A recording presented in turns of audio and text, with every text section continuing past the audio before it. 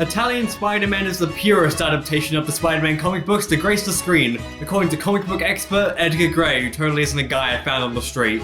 The film was first published in 2007 on YouTube, and you can still watch it. But I don't feel like talking about this alone, so I got Andre and Andreas from Pagefire. Hey! I was blackmailed. Great, movie link in the description, so go watch it now if you don't want to be spoiled on anything. Anyway... The movie starts off with Italian Spider-Man playing blackjack with an eye patch villain, and as we can see, he's a terrible cheater. Wait a minute. Spider-Man looks great with a mustache! Anyway, he shoots some dudes, as Spider-Man's known for doing.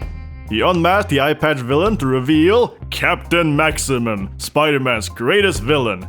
And then he turns into snakes, like you do in awkward situations. Andreas, I brought more than 2 people over.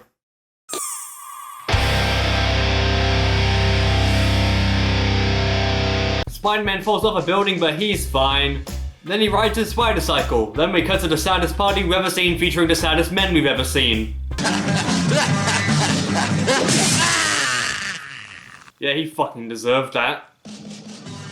Then the party, fortunately, gets interrupted by the plot meteor, followed by the greatest reaction of all cinema. We cut to Spider-Man on an average. Wait a minute, where's Mary Jane? Oh, there she is. Anyways, he gets a call from the university asking for help, but not before getting attacked by stock footage.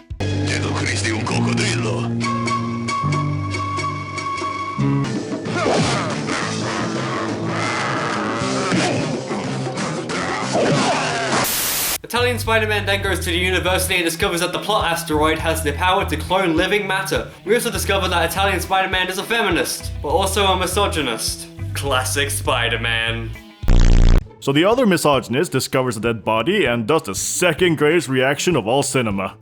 Then Captain Maximum sneaks in with his snake henchman and learns the professor gave the meteor to Italian Spider-Man. Captain Maximum gets so angry that he demonstrates his well-documented power of snakes. Snakes, the greatest power of all. After being in the chase fight scene that inspired Mad Max Fury Road, Italian Spider-Man gets drugged and has the greatest dream of all time. This is clearly a reference to Requiem for a Dream, the second best Spider-Man movie.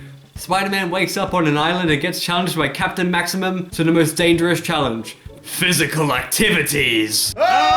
Captain Maximum tries to cheat, but as it's established in the comics, Spider-Man is a better cheater with his connection to penguins. Then Spider-Man takes the briefcase and takes to the sky. Spider-Man comes home and finds that it's filled with snakes. The most cinematic hallway fight since Oldboy. After making snake toast, he gets drugged, again, and taken to a secret headquarters. After the professor extracts the formula and duplicates Captain Maximum's henchman, he's shot to death, much like Spider-Man's parents were in Gotham City.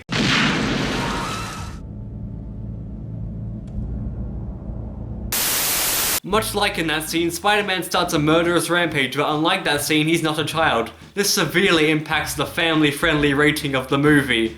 After distributing some homemade CPR and persuasion, the professor dies anyway. But that's what we all love about Spider-Man. He never learns. It didn't work on his parents, nor his Uncle Bob, and it didn't work now. But doesn't it just bring you comfort for all time forward knowing that Spider-Man will distribute homemade CPR to gunshot victims? Anyways, he gave Spider-Man the blue juice and his daughter. We move to a fight scene where Italian Spider-Man shows off all his spider powers, including teleportation, kung fu, exploding mustache, and guns. Now you may be thinking, do spiders know how to shoot a gun? No, have you ever seen a spider with a gun? No one has. No one that still lives. Then Spider-Man blows up his arch-nemesis, leaving no one alive, and then he gets visited by an angel of science telling him he did the right thing. Classic Spider-Man. Little did he know that snakes are immune to explosions, leading to an intense kissing scene. But the third greatest reaction of all points to a giant Captain Maximum. Spider-Man chugs the blue juice to grow bigger, and we're left with the most climactic cliffhanger in history. Oh man, I so can't wait for Italian Infinity War, where Spider-Man fights Mussolini. And that was our summary of Italian Spider-Man Far From Home. Wait a minute. This is a parody! You lied to us, Edgar Gray! How could you? You've lied to us for the last time. Hi, I'm Edgar Gray, and I'm getting my lawyers. The law can't protect you forever! Curse you, Edgar Gray. Curse you and your monopoly on teeth! If you watch this movie with no context, you think that this is some sort of weird underground comedy bootleg from the 60s, like Turkish Star Wars, Turkish Rambo, or Italian Batman. But no, this was made in Australia in the 2000s, made to look like a vintage bootleg. Dario Russo was a big fan of foreign bootleg films and made a fake trailer called Italian Spider-Man. But the trailer got so popular they made 10 short films. Those films got combined into one mini-movie, and that's what we've been watching. Perhaps it's just my own cynicism over how vapid most comedies are, but the movie doesn't really say a lot and just looks like a reason to tell jokes.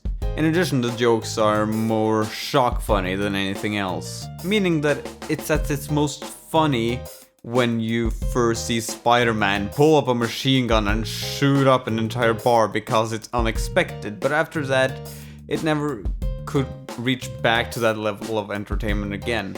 I will say it's not unfunny, but the shock was the funniest bit. Personally, I think this is a great parody. But what makes it so convincing for me was the sound design. Everything from the sound effects, cheap music, and the peaking dialogue audio makes me think this was a legit bootleg. I didn't realize this was fake until I googled it. Andreas got it in 5 seconds, that bastard. I agree with Andre. All the aesthetic choices such as sound effects, peaking audio, grainy film, and terrible dubbing are absolutely perfect. I've never seen any Italian action films before, but if they're like this, I'm definitely open to watching more. And with the humor, I was amused by it all the way through. I like dumb shit. And you know that because I'm collaborating with these guys. Everything from the over-the-top comical violence to little things like the teleporting with a dinky little pop sound were entertaining. Something that was kind of a turn-off for me were like the close-up first shots in this film. Close-ups of people licking their lips, it just makes me uncomfortable. Same with the kissing scene near the end. Glad my parents weren't home. And that's all I can really think to say. And I must say, this was really fun. Off to the void with you two. No!